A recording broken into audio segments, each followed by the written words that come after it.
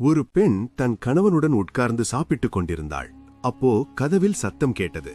பெண் எழுந்து கதவை திறந்து பார்த்தாள். ஒரு ஏழை நின்றிருந்தான். மனைவி சாப்பாட்டை எடுத்து ஏழைக்கு கொடுக்க போனாள். ஆனால் கணவன் சாப்பாட்டை வாங்கி கோபமாக ஏழையை போக சொல்லி தள்ளுகிறான்.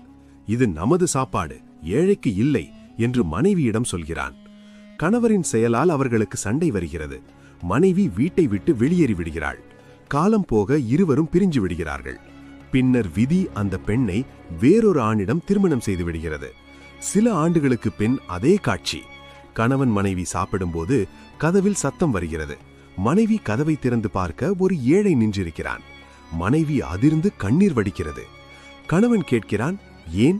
பெண் சொல்கிறாள், இவன்தான் என் முந்தைய கணவன். ஏழைக்கு சாப்பாடு கொடுக்க விரும்பிய என்னை தடுத்தவன்.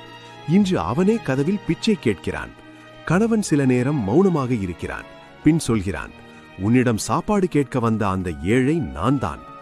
யார் ஒருவன் அல்லாவின் கோபத்தை அடைவானோ அவன் மன்னராக இருந்தாலும் ஒரே நொடியில் ஏழையாக மாறிவிடுவான். Download ShareChat.